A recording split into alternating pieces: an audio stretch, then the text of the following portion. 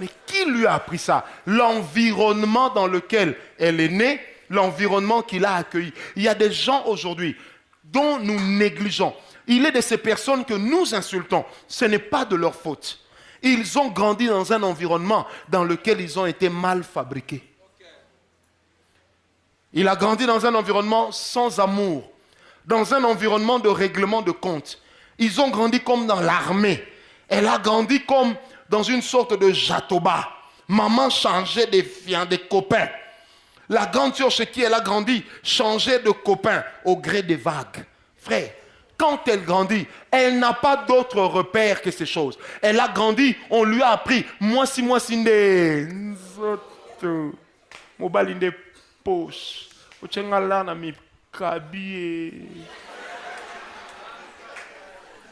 Est-ce que quelqu'un me comprend? Donne-moi un amen bien. Oh, ces problèmes-là, des fois vous les négligez aujourd'hui. C'est pourquoi, lorsque vous voulez épouser quelqu'un, quand vous préparez votre mariage, cherchez à connaître l'histoire de sa vie.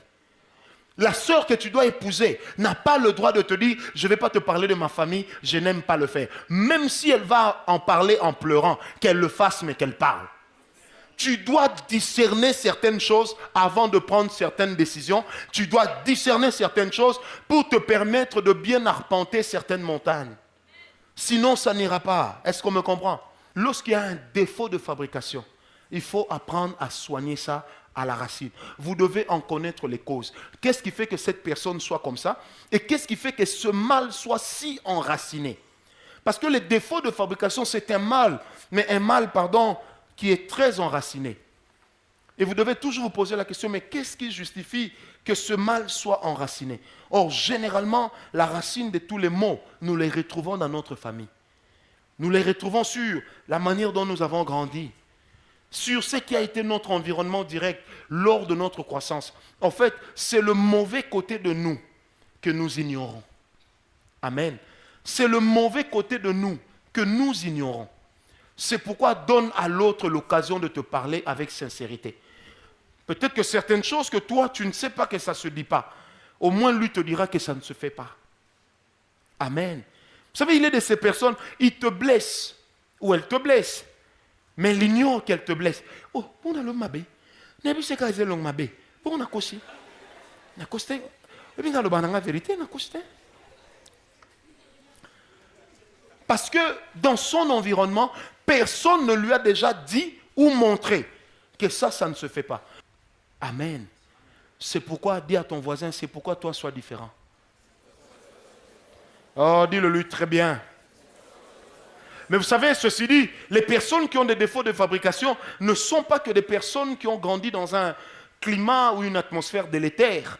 Ne sont pas que des personnes qui ont grandi dans un climat de conflit. Mais ce sont aussi des personnes qui ont grandi comme des enfants gâtés.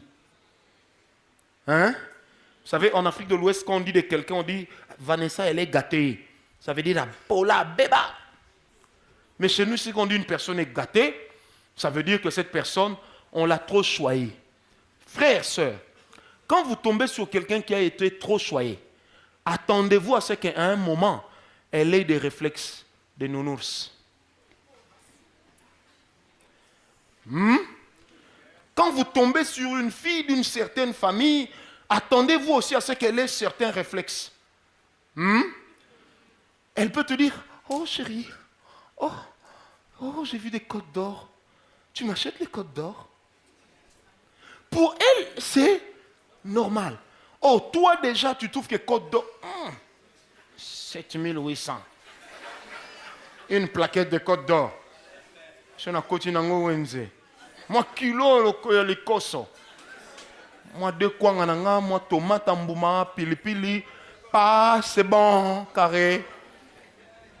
Et généralement, les hommes qui tombent sur ce genre de femmes ont tendance à dire, oh, c'est une fille à papa. Il y a des gens comme ça, gâtés dans sa vie, il ou elle pense que tout le monde lui doit cela. Que le monde lui doit quelque chose. Chérie, on va prendre un taxi. Oh non, tu peux pas appeler ton taximan qui vient ici. Oh, le quota. Qu'on me voit prendre le taxi. Oh, ah non, hein. Ah non, ça. Je m'excuse, mais oh.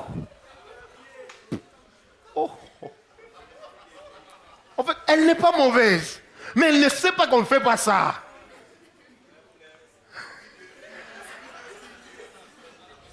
Est-ce qu'on me comprend? Donc, ce qu'elle fait, donc, elle n'est pas mauvaise. Est-ce qu'on me comprend? Mais elle ne sait pas qu'on ne fait pas ça. Oh, ça va. Oh. Oh. Oh, on doit me trisser demain. Il me faut des plantes. Oh. J'ai vu des cabellos à 400 dollars. Tu me les offres, hein? Ah, chérie.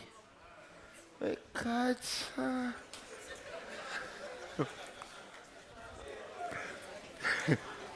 Ça l'est.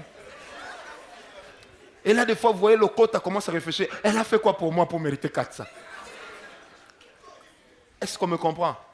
Ça, ce sont des personnes qui sont nées dans un certain environnement, qui ont grandi dans un certain environnement. Et pour certains, c'est perçu comme un défaut de fabrication. Amen. Amen.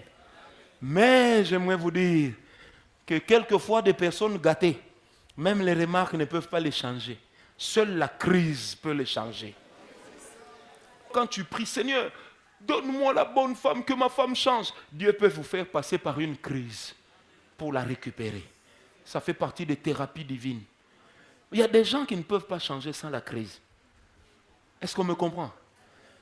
Non, bien né, grandi bien. On partait la laisser à l'école avec un chauffeur qui attendait à la porte de l'école. Et quand elle sortait, elle prenait les amis. Ensemble, elles allaient manger chez Nicolas, une bonne pizza, une napolitaine. Et puis elle déposait chacune, elle rentrait, les pieds, les jambes comme ça sur l'appui-tête. Quand tu tombes sur une fille pareille, tu vas lui demander de prendre un stuc. Non. Crise. Elle me dit, est-ce qu'on me comprend? Amen. Amen. Est-ce qu'on est avec moi? Deuxième catégorie de personnes mal fabriquées, ce sont des personnes qui se sentent victimes ou qui veulent tirer vengeance de tout le monde, qui croient que tout ce qui leur arrive, c'est la faute des autres. Ça, c'est le problème des pauvres et des blessés. À Kinshasa, le pauvre croit que sur toi tu as parce que lui il manque. Pendant que vous n'êtes ni de la même famille, ni amis. C'est ça le problème de la pauvreté. Celui qui n'a pas croit que toi tu as parce que lui il manque.